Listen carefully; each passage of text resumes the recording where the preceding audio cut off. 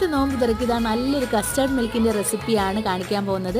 അതിന് വേണ്ടിയിട്ട് 1 ലിറ്റർ പാലെടുത്തിട്ടുണ്ട്. അത് ചൂടാക്കാൻ വെച്ചു. ചൂടായി വരുമ്പോഴേക്കും അതിലേക്ക് ആവശ്യത്തിന് പഞ്ചസാര ഇട്ട് കൊടുത്തൊന്ന് ഇളക്കി കൊടുക്കുക.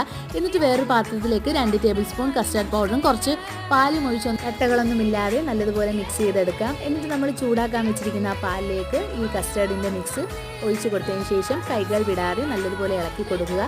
ഒരുപാട് കുറുകിയൊന്നും പോയിട്ട് നല്ലൊരു ലൂസ് കൺസിസ്റ്റൻസി ആയിരിക്കണം. എന്നിട്ട് നമുക്ക് ഫ്രിഡ്ജിൽ വെച്ചൊന്ന് തണുപ്പിച്ചെടുത്തിട്ട് ഒരു മിക്സിയുടെ ജാറിലേക്ക് ഇട്ട് നല്ലതുപോലെ ബ്ലെൻഡ് ചെയ്തെടുക്കാം. നല്ല പതഞ്ഞ് കിട്ടണം. എന്നിട്ട് നമുക്ക് വേറൊരു പാത്രത്തിലേക്ക് ഒഴിച്ചു കൊടുക്കാം. നമ്മളിനി ചേർക്കാൻ പോകുന്നത് കുറച്ച് ആപ്പിളും ക്യാരറ്റുമാണ്. ആപ്പിൾ ഒന്ന് കുഞ്ഞു കുഞ്ഞായിട്ട് അരിഞ്ഞതും പിന്നീട് ക്യാരറ്റ് ഗ്രേറ്റ് ചെയ്തതും പിന്നെ ആവശ്യത്തിന് നമ്മൾ കസ്കസ് കുതിർക്കാൻ വെച്ചിട്ടുണ്ടായിരുന്നു. അതും ചേർത്ത് നല്ലതുപോലെ ഇളക്കി കൊടുക്കുക. നോമ്പ് തുറന്ന് കഴിഞ്ഞാൽ ഇതിൽ നിന്നൊരു 2 ഗ്ലാസ് കുടിച്ചാൽ മതി. ആ ക്ഷീണവും ദാഹവും എല്ലാം മാറിക്കിട്ടും. നല്ല സൂപ്പർ ടേസ്റ്റാണ്. നിങ്ങൾ ട്രൈ ചെയ്ത് നോക്കുക. ഫീഡ്ബാക്ക് അറിയിക്കുക.